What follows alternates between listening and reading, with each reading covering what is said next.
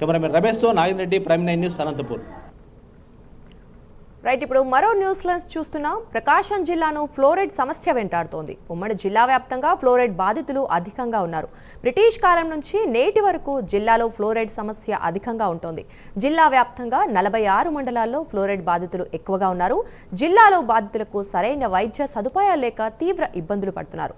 ఇక ఈ విషయం గురించి మరింత సమాచారం మా కరెస్పాండెంట్ శ్రీనివాస్ అందిస్తారు. ప్రకాశం జిల్లాలో ఫ్లోరైడ్ సమస్య అనేది అధికంగా ఉంటుంది. రాష్ట్ర వ్యాప్తంగా ఫ్లోరైడ్ అధికంగా ఉండే జిల్లాల్లో ప్రకాశం జిల్లా కూడా ఒకటి. ఇక్కడ చూస్తే ఉమ్మడి ప్రకాశం జిల్లాలో 56 మండలాలు ఉండగా 46 మండలాల్లో ఫ్లోరైడ్ సమస్య అనేది అధికంగా ఉంటుంది. ఫ్లోరైడ్ అంటే ప్రతి వాటర్ లీటర్లో 1.5 మిల్లీగ్రాములు అనేది కంపల్సరీగా ఉంటే ఆరోగ్యంగానే ఉంటారు.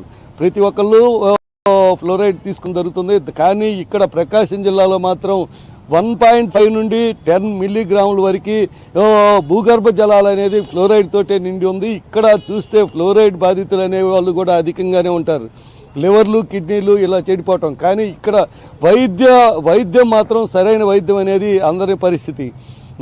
డయాలసిస్ చేసుకోవాలంటే గతంలో కొన్ని ఇబ్బందులు వచ్చినా ఇప్పుడు పిహెచ్సిల్లో ప్రతి పిహెచ్సిల్లో ఆక్సిజన్ సిలిండరు అలాగే కిడ్నీకి లివర్కి సంబంధించిన ట్యాబ్లెట్స్ అనేది అందుబాటులోనే ఉంచుతున్నారు. కానీ కొన్ని చోట్ల కొరత కంపల్సరీగా కనిపిస్తుంది.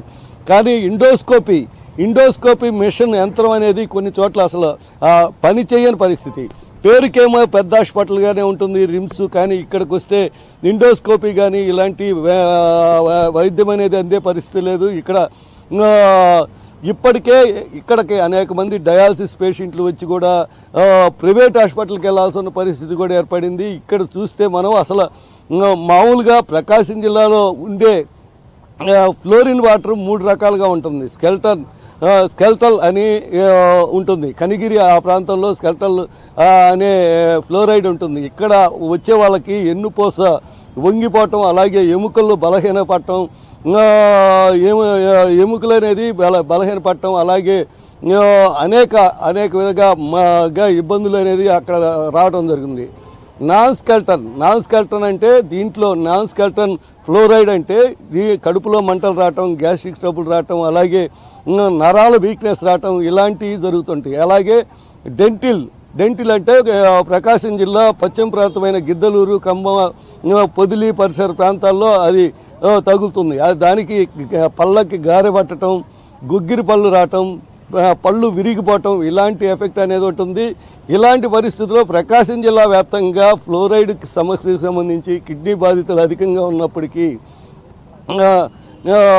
ఇక్కడ వైద్యం సరైన వైద్యం అనేది దొరకపోవటం జరుగుతుంది. అలాగే ఇప్పుడు ప్రస్తుతం ఎన్డీఏ గవర్నమెంట్ వచ్చిన తర్వాత 108 సర్వీస్ అనేది నిలిపివేయడంతో కొంతమంది డయాలసిస్ చేసుకోవాల్సిన కిడ్నీ బాధితులు చాలా ఇబ్బందులకు గురి అవుతున్నారు. వాళ్ళ ఊర్ల నుండి ఇంతకుముందు గతంలో కానీ వాళ్ళకి అంబులెన్స్లో రావటం అనేది సదుపాయంగా ఉండేది. కానీ ఇప్పుడు బస్సు సరిగా లేని పక్షంలో వాళ్ళు అంబులెన్స్లో రావడానికి కూడా వాళ్ళకి సదుపాయం లేకపోవడంతో వాళ్ళు పేషెంట్లు అనేవాళ్ళు చాలా ఇబ్బందులకు గురి అవుతున్నారు.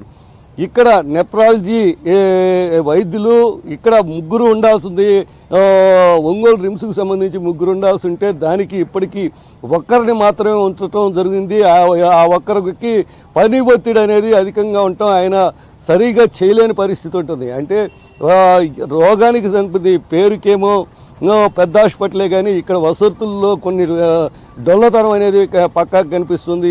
కొన్ని మెడిసిన్స్ మందులు కూడా బయటికి వెళ్ళి తీసుకోవాల్సిన పరిస్థితిగా కొంతమంది పేషెంట్లు చెప్పడం జరుగుతుంది. ఏది ఏమైనప్పటికీ ప్రకాశం జిల్లా 1935లోనే ఇక్కడ ఫ్లోరైడ్ బ్రిటిష్ కాలం వల్లే ఫ్లోరైడ్ ప్రకాశం జిల్లాలో ఉందని చెప్పి ఇక్కడ మొదటి ఫ్లోరిన్ బాధితులను గుర్తించింది దేశవ్యాప్తంగా ప్రకాశం జిల్లా పొదిలి. అలాంటి ప్రకాశం జిల్లాకి ఇప్పటికీ సరైన వైద్యం అందకపోవటం, అలాగే కిడ్నీ బాధితులు అధికంగా ఉండటం.